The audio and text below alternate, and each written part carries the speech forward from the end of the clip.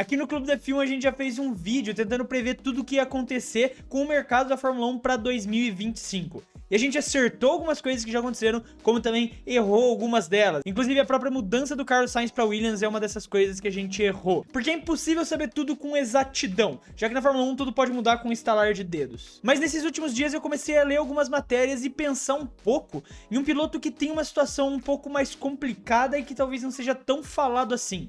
Eu tô falando do George Russell. E pra 2025 o assento dele tá muito mais do que seguro, ele tem uma base muito sólida ali pra se manter na Mercedes, mas o ponto é que exatamente em 2026 essa base talvez não seja tão sólida assim. E pra explicar o porquê eu vou convidar vocês então pra entrar nessa minha análise, começando a partir do momento que o Sainz sai ali da Ferrari, que já estava confirmado, mas agora é confirmado na Williams. No vídeo sobre o mercado caótico de pilotos, eu falo que o Sainz poderia ir para Mercedes, isso construiria uma dupla segura lá nas flechas de prata que daria para segurar por uns 2 anos, e usar isso de tempo para o Kimi Antonelli se adaptar numa Williams, por exemplo. Mas agora com essa confirmação do Carlos, eu vejo esse dominó caindo de uma outra forma. A Mercedes ficaria sem muitas opções pensando num curto prazo, então pode querer forçar o Kimi em 2025. Só que até isso não oferece nenhum perigo real pro George Russell e essa dupla é bem possível de acontecer, dado tudo que vem acontecendo pra temporada do ano que vem. O problema é quando a gente começa a falar da formação das duplas para 2026, porque esse é o ano que o Russell estaria sem contrato na Fórmula 1. E pra gente continuar essa análise é importante lembrar que 2026 também vai ser o ano que vai ter uma grande mudança de regulamento da Fórmula 1 e vai ter a entrada dos novos motores, e que a Red Bull vai começar a produzir os seus próprios motores em uma parceria com a Ford. E sim, qualquer matéria que você pesquisar sobre no Google, é muito fácil você encontrar essas falas do pessoal da Red Bull falando coisas como a gente tá batendo as metas. E nada impede esse fato de ser real. Mas como alguém que trabalha na área de comunicação e relações públicas hoje, pra mim é óbvio que eles vão falar isso, exatamente para agradar os investidores e trazer essas expectativas para a próxima temporada. Mas a fala, estamos batendo as metas, é uma escolha de frase bem particular. Porque ao mesmo tempo que você não tá criando grandes expectativas com essa frase, você também tá passando uma certa tranquilidade do seu projeto, principalmente pensando ali nos investidores, como eu disse. Só que considerando essa complexidade do motor e o quão arrojado esse projeto é, de uma empresa de energéticos tentar liderar a construção do mesmo, não é impossível enxergar a realidade de que pelo menos nos primeiros anos, esse motor pode não ser tão competitivo quanto o dos concorrentes mais experientes no ramo, mesmo com essa expertise da Ford que já não tá na categoria há muitos anos. E é exatamente isso que cria uma situação delicada pro Russell, porque o contrato que o Max tem com a RBR hoje vai até 2028, só que ele tá cheio de cláusulas de rescisão específicas, que envolvem desde a presença do Helmut Marko na equipe, até questões de performance do carro e ofertas consideráveis de outras equipes. Então pensando nesse primeiro cenário, que a RBR não consiga entregar um projeto convincente pro Max até o final de 2025, ou um carro incapaz de competir, não é impossível pensar na possibilidade que ele decida sair da equipe austríaca. E considerando que a Ferrari não vai querer trocar Lewis e Charles por um bom tempo, e a McLaren parece estar bem segura com essa pretensão de manter o Lando Norris e o Piastri, a única outra opção de uma equipe de ponta que sobra de verdade é a Mercedes. E o Toto querer trazer o Max para Mercedes não é uma história nova. Se tem alguma outra equipe do grid que interessa o próprio Max, ou se alguma equipe tem interesse em tentar trazer ele para os próximos anos, isso a gente não tem como saber com exatidão, porque a única que a gente sabe que foi realmente aberta com tudo isso foi a própria Mercedes. Nesse último final de semana, o Russell foi o vencedor moral desse GP da Bélgica, e ele só teve a sua vitória tirada por um erro da própria Mercedes, onde seu carro estava 1,5 kg abaixo do peso mínimo permitido. E hoje seria um insulto ao calibre e ao nível do George Russell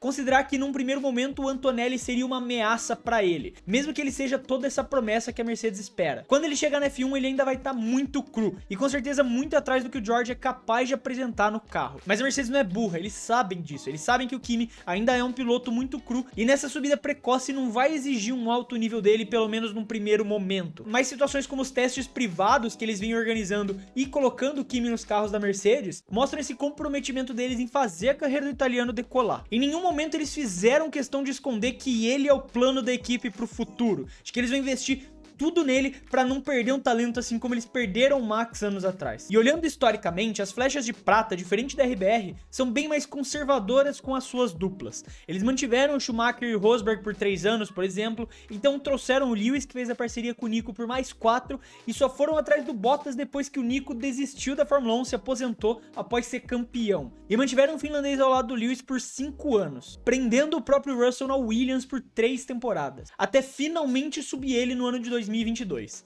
E até mesmo agora, a saída do Hamilton não veio por parte da equipe, veio por parte do próprio piloto que quis buscar um novo desafio. Então agora, considerando suas opções de mercado a curto prazo, o Antonelli realmente parece essa melhor opção, tornando sem dúvidas o Russell o primeiro piloto da equipe. Mas um primeiro piloto que ainda não conseguiu construir uma base de concreto e provar para a Mercedes de que ele pode ser o futuro da equipe. E ele ainda tem muito tempo para conseguir mostrar isso. Ele tem até o final dessa temporada e mais da metade da próxima para conseguir mostrar para todo mundo e principalmente para Mercedes que ele é aquele talento que ele se prometeu desde a época de Fórmula 2. Quando a gente olha as performances dele desde o GP do Canadá, que foi onde ele realmente mostrou inúmeras inconsistências e jogou uma possível vitória da Mercedes fora por conta dos erros bobos que um piloto de primeiro escalão não pode cometer, ele teve corridas dignas para defender o seu caso. A Áustria, apesar da sorte, ele estava lá em terceiro para aproveitar e ser o vencedor da corrida. E na Bélgica, mesmo com o Lewis sendo mais rápido no final, ele foi perfeito correndo com o pneu mais velho que Matusalem para conseguir segurar o P1 e cruzar a linha de chegada antes. Mas claro que ele não tá na mesma prateleira de um piloto como o Hamilton,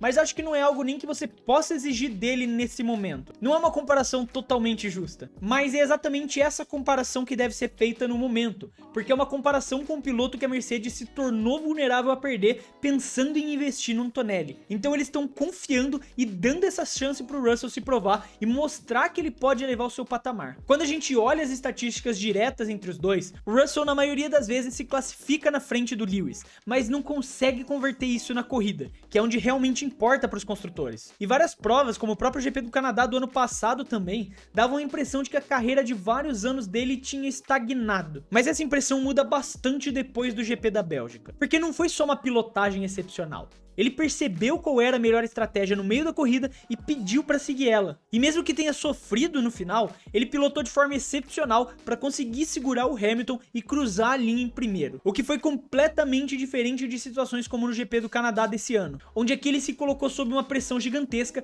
e aguentou até o final, sem pipocar como em outras chances de vencer que ele teve e jogou fora. Foi realmente uma exibição de elite do George, realmente se impondo dentro da equipe. E se esse ano ele deixou escapar uma vitória que era muito boa para ele, agora ele tirou uma vitória que não existia da cartola. Claro que essa vitória não aconteceu, mas a Mercedes em nenhum momento responsabilizou ele. Na verdade, o Toto assumiu a culpa como culpa da equipe e se desculpou pro George publicamente. Então, mesmo que essa vitória não fique no histórico dele, a equipe sabe que viu uma pilotagem brilhante hoje. De como o pessoal gosta de brincar, ele tirou leite de pedra, que seria exatamente o motivo pelo qual eles contratariam um piloto do calibre do Verstappen, por exemplo. Hoje, numa análise fria e seca, é óbvio que o Max ainda é um piloto muito melhor do que o Russell. E esse segundo assento da Mercedes parece algo imutável e inegável que vai ser do Kimi Antonelli por um bom tempo. Então essa pressão tá hoje exclusivamente no colo do britânico, em mostrar que pode ser o líder da equipe pelos próximos anos e que ele pode ser o piloto que vai substituir o Hamilton e trazer as glórias necessárias para a Mercedes